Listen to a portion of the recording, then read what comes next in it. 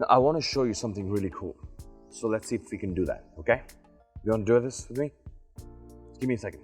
Give me a second. Walk with me. This is my terrace. And this is what I want to show you. I hope you can see it, because I don't see what you're seeing. Guess what that is? Guess what that is? Okay. That is a kite. Believe it or not, that's what's left of a 5-day-old kite. Now, there was a rainstorm, so that's what it looks like right now. That, friends, Romans, countrymen. I don't say friends. Who says friends? That guy is pure gold, or at least it used to be. You know, when I was growing up, this terrace, where I'm shooting this video, where I shoot all of these videos these days, I think there was a period between when I was in, I think the 4th standard, right up to, let's say, the 6th, maybe the 7th, I'm not so sure. I think it's just like, yeah, there was a whole phase in which I was obsessed with kite flying. I was an only child, and that was the point of time when my parents still not allowed me to go out and venture out and make friends in the neighborhood, because that would need me to be walking around, and that was not considered very safe because of traffic. So I had to stay home a lot, and my immediate neighbors had all, well, dispersed. There was nobody else here that I could play with, so I had to do things that did not involve other people. Kite flying came to the rescue. So I used to do a lot of kite flying, and one of the best sights, one of the best ever sights, was when people fly kites in India. I don't think this is a phenomenon in the West. We should check that out. When people fly kites in India, it's a competitive sport. It's not a thing that you do just for recreation. Hey, look at me, I'm flying a kite. No, that doesn't work. Definitely not how Michael Faraday flew his kite. When in India you fly a kite, it's a competitive sport. So the string, or the first part of the kite, there's a very long length of string, which is sharp string. It's string called a manja, and some people call it manja. I don't know which one is correct. I should know this. As always, I'm a language guy. But, excuse me. So, that first part of the string, the manja part of it, is very sharp. It's sharpened with glass pieces, and actually glass dust pieces. Well, dust is extremely tiny pieces, but it's sharp glass powder that is stuck onto that. So it's extremely sharp. And when you fly a kite, that tensile strength of the string when it's at full distance. Imagine a kite that's really full blown out in the air. Two of these kites colliding would be colliding at the string, and one of them is going to snap. And the guy whose string doesn't snap, that's the guy who wins. So in India, well, we're a competitive race of people. We found a way to make kite flying competitive as well. It's been competitive for a long time. Kite flying is nothing old. It'd be interesting to read the history of kite flying in India. Definitely go back a couple of centuries, I would imagine. That which you just saw is pure gold. Why? Pure gold to me. Why? Because when I was a kid, one of my favorite ever sights was to watch a kite that's been severed from its string somehow floating into the air, slowly dipping, slowly dipping, slowly dipping, and you would feel like the most blessed God is watching over you kind of person if that kite was to come and fall into your terrace. That would be just the thing. In India, especially the north, I'm not sure about the south. Is kite flying big in the south? In India, in the north of India at least some parts of the north of India, you can see children running after these floating kites. running after in the street, putting their lives at risk, nobody gives a shit. And they would fight each other for getting onto that kite. Imagine a kite flying into you, flying into your house on its own. Random blessings, small blessings of life. That's why that thing is gold. That's exactly why that thing is gold. But if that's gold, is that how gold should be treated? Is a question that you should be asking yourself right now. Well, I was 9 at that point in time. I'm 36 now. It's been a while, 4 times that. So 5 days ago, that was a pristine kite. Today, it's paper that's slowly disintegrating with time. That's what happens when you don't take care of something that's valuable to you. That's what happens to anything that you take for granted.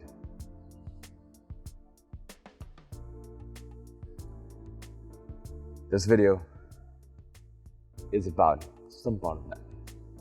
Stick around. If you think this is boring, stick around. Stick around.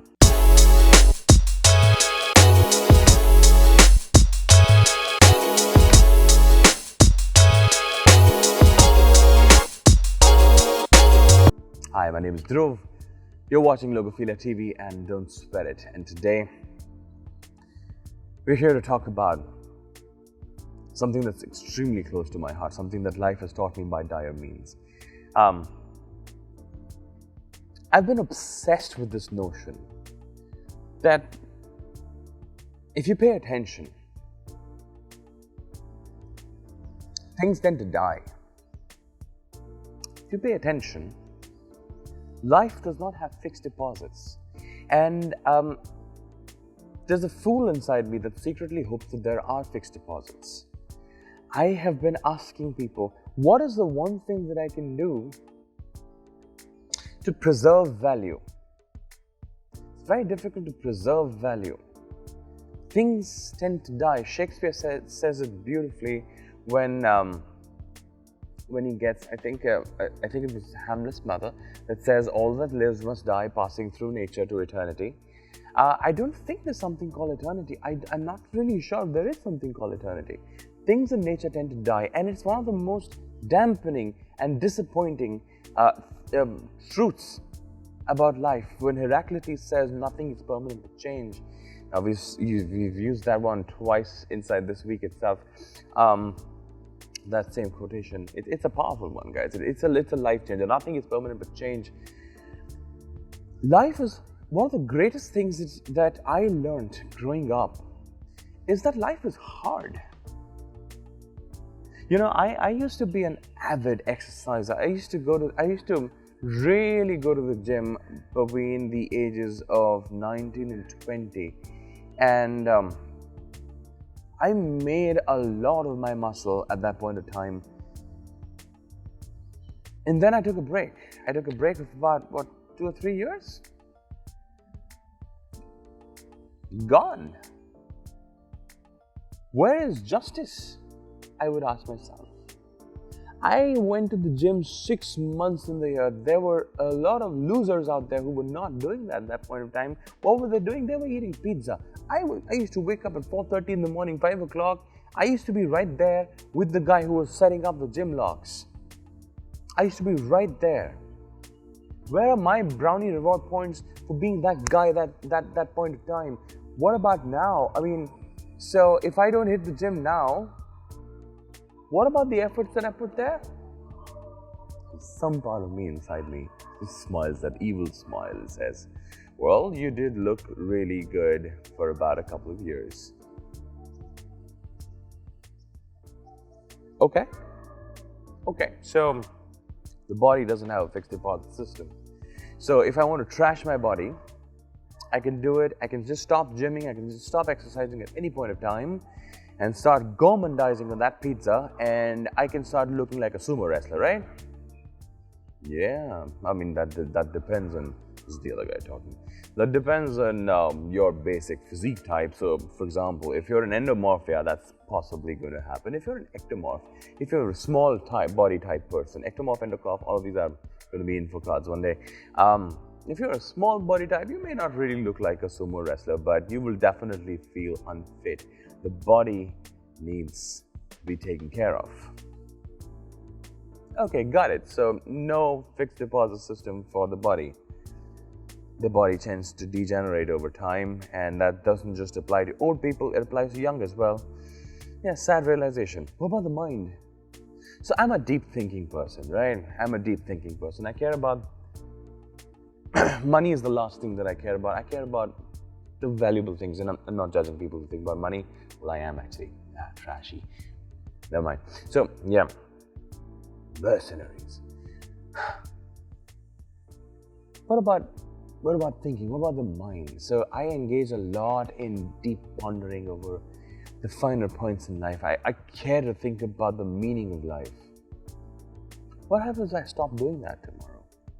Will I become less of a thinker? Can I somehow switch into becoming from a deep thinker to, let's say, a materialist?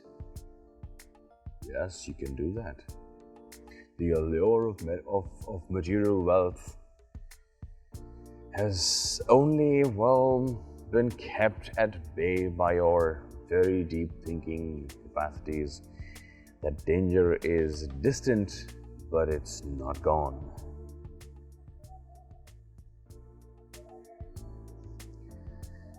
So that's the kind of part. So is there something that I can do that I can invest in right now? Let's say I invested money, I put it in a pot, and I went and buried it somewhere deep down the forest, the map of which only I have possession of.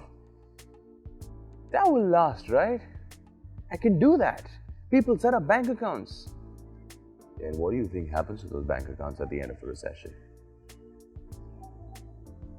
But okay, so no bank accounts. Let's come back to my treasure idea. I buried some treasure, right? How long will that money last you? Two things can happen to it. One, it can get spoiled by natural forces. These are not gold coins that you're burying. Two, your currency could get demonetized. What happens if you did that burying? Yeah, I get it. I know that you're going to rub that November 8th incident, 2018, right? 17, has it been that long?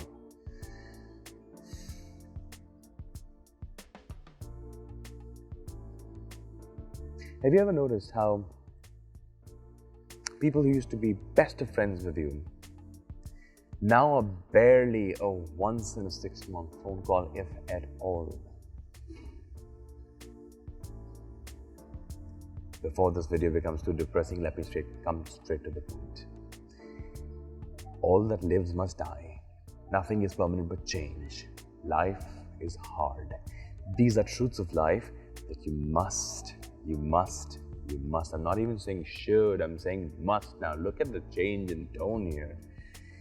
You must take into consideration unless you want to keep fooling yourself. All that lives must die. And you know what? That's one of the greatest blessings that we have. Imagine a world which was non-perishable. Imagine a world in which nothing could ever die, including you. See, as I'm speaking to you right now, my body is getting oxidized. And so is your body. You're not anything different. Don't consider yourself special. We're all getting oxidized. And it's a slow process. It takes a while, but eventually we die, right? Imagine a world in which that was not possible. Imagine a world in which you were immortal. Can you imagine how suffocating that would be? You think you would like that? The fact that you could never die. The fact that you could never get over this. Please remember that the value of something, it's determined by its exclusivity. The fact that the Kohinoor diamond is supposed to be a part of the crown jewels, and the fact that Indians are so regretful, so resentful about the fact that it was stolen from our country by the Brits. That's a whole different video, by the way, we should talk about that. Is because it's only one. Now, the diamond is the hardest substance in the world, and it's kind of hard to perish.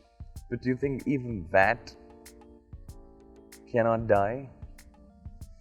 Value determines upon rarity, and rarity depends upon perishability. Something becomes valuable only when it can be taken away from you, only when you cannot tell yourself that you can take it for granted, that it's always going to be there. So that kite, 5 days ago, that was a kite.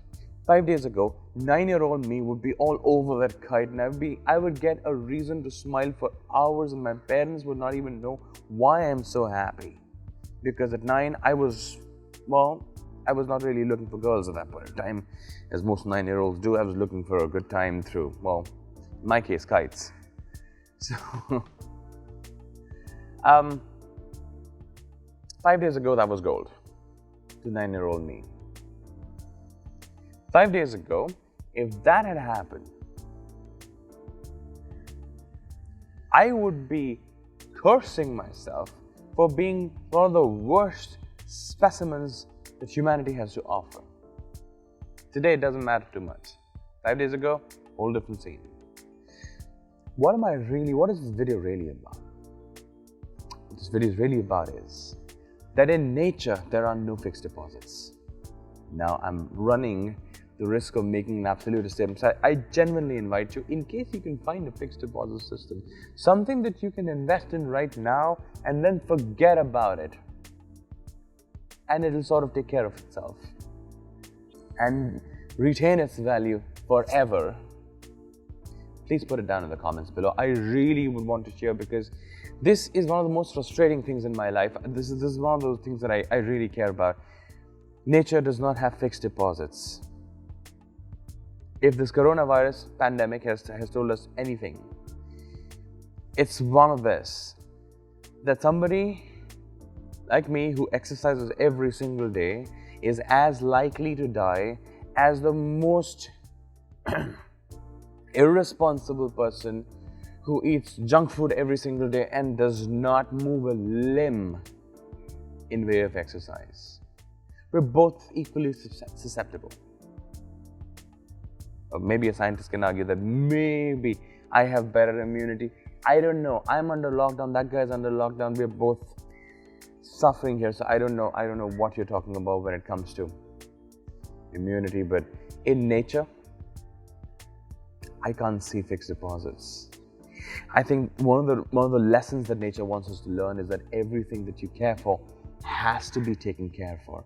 Do you understand that if I don't brush my teeth are going to decay? The fact that I've been brushing my teeth every single day for 36 years does not count for shit. If I stop brushing my teeth today, I'm done. It's just a matter of time before they start decaying. If I don't feed myself, in 18 days, I'm going to die of starvation. If I stop drinking water today, it does not matter that I have been drinking a lot of water. I love water. I drink about 12 glasses a day. If I stop that habit today, if I start becoming irresponsible like I used to be when I was a child, I didn't drink that much water when I was a kid. I didn't really focus on water. If I don't do that, it's not very difficult to understand how quickly I'm going to die of thirst. People are perishable. Material is perishable. Everything that exists in nature is perishable. Certain things take longer to perish. Regrettably, plastic is one of those. The earth itself will one day crumble. The fact that an asteroid can come and hit us at any point of time makes this experience, this experience of me sitting in front of a camera making this video, reaching out to you, makes this experience go from being just an experience to becoming a privilege, because this can end at any moment. Enough ranting. Call to action time, Dhruv. Let's talk to them. Let's give it to them straight up. If you value something, take care of it, including human beings. If there's somebody in your life, be it your mother, be it your father, be it your significant other, be it even your dog, anyone, your favorite teacher, reach out to them today, make a phone call and say, thank you. I really like that thing you did that day. I really feel gratitude at the bottom of my heart for that thing that you did that day.